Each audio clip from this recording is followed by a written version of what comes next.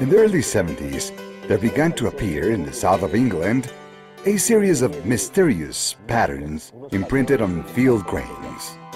These markings were referred to as agroglyphs, or crop circles. They always seemed to appear at harvest time and on grain fields. In the Middle Ages, the same phenomenon in harvest fields was recorded. The patterns appeared, and at the time they were considered to have been made by the devils, by the fairies. They were called fairy circles, and the people were warned that whoever walked inside them ran the risk of disappearing. When these patterns began to show up in the 70s, at first they were simple figures, circles, triangles, and rectangles. When they were just circles, it was first thought it might be a geomagnetic phenomenon, or the result of whirlwinds or small tornadoes. But when the figures started becoming more complex, more beautiful and larger, there was really a compelling interest in investigating them. This interest increased even more when researchers realized that the spikes of grains were folded. They weren't broken. This was not the mark of a person stepping on them or a violent impact. A subtle force had folded the spikes. There was a strange sort of mutation in the crystals of the grains, suggesting that a magnetic force or some type of energy had made the figures. It appeared to be a message from the heavens to us here on Earth. In 1996, at Oliver's Castle, a video was made of some illuminated spheres that began to flutter over the harvest fields, and in fractions of seconds they made an imprint of these same type of figures. On August 17, 2001, alongside the Schill-Bolton radio telescope, there appeared a set of two figures, initially a gigantic three-dimensional phase. At ground level, there was nothing visible that would make us believe that this was a phase. These were just little piles of wheat. But that phase is not unknown. It is identical to the phase of Sidonia on Mars, a phase that was discovered on a mountain on the surface of that planet. And what is the other figure? A rectangular figure that turns out to be the answer to a message that was sent from Earth on November 16, 1974. Frank Drake, a friend of Carl Sagan, using the big radio telescope of Arecibo, Puerto Rico, had sent a radio signal into space to M13, the great nebula of Hercules, located 24,000 light-years away. He hoped that at some time some intelligent civilization would receive it and would respond. Radio waves travel at the speed of light, almost 300,000 kilometers per second. That radio wave would take 24,000 years to get there, and if there had been an answer, it would have taken 48,000 years to receive the reply. Who would be here on Earth to receive the answer? Nevertheless, the answer didn't take 48,000 years, but only 27 years, and not through radio waves, but through imprints on fields of grain. From the figure, it can be seen clearly that these beings are familiar with the elements of communications that exist here on Earth. In this case, the universal language of numbers, of mathematics. They also knew our components of life.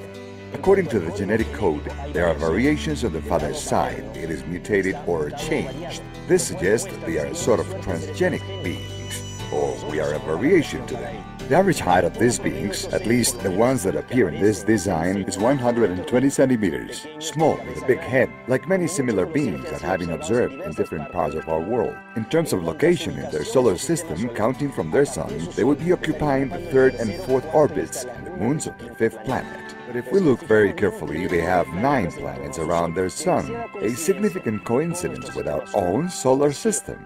Perhaps they are not answering from outside our solar system, but from inside, with bases on Mars, Earth, and the moons of Jupiter.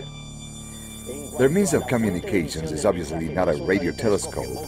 That would be a very primitive form of communication for them. The form in this case is the same concentric and tangential circles that appear 1 year before year 2000 at the same place. This shows that in order to communicate with us, these beings had traveled through time and space, through cosmic folds, through interdimensional gates. They could do this because they mastered space and time. The fact that many of these figures appearing in fields in the south of England and in more than 25 countries are related to the latest discoveries of science indicate that there is a follow-up, a supervision of Earth's projects on their part. There appears to be an interest in helping human beings to remember a great deal of information that is already part of our own genetic code. If we were sold in this planet, all we have to do is remember.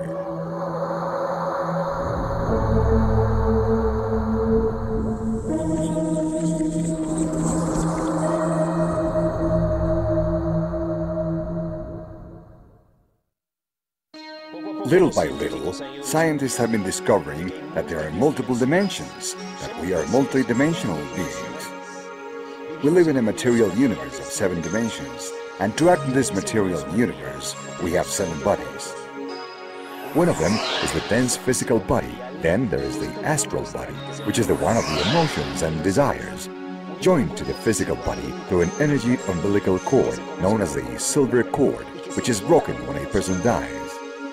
The third vehicle is the lower mind, which is the one of the character and personality. When a person dies, the physical body dies, the astral body dies, and the character and personality die along with them. The fourth vehicle is the superior mind, the entity without psychic faculties, our extrasensory capacity. The fifth vehicle is the soul, the gathering place of our experience in past lives. The sixth vehicle is the spirit, which is our consciousness. The seventh vehicle is the essence. There are 7 bodies to act in the 7 dimensions of this material universe. Beyond the 7th dimension, like music in a superior octave, there is a universe parallel to this one, not a material one, but a mental universe, and the beings that originate there are the ones we know as angels, archangels, thrones, principalities, cherubs, seraphim, powers, dominations. That mental universe corresponds to the 8th, 9th, and 10th dimensions, and beyond those, starting in the 11th dimension, there would be a 3rd universe that is spiritual. The spiritual universe would have created the mental universe. The mental universe would have created the material universe. So God would not have created us directly, but through intermediate hierarchies, acting through a group of ultra-terrestrial beings, beings from the mental universe, we know as Jell, the shining ones, the sons of God.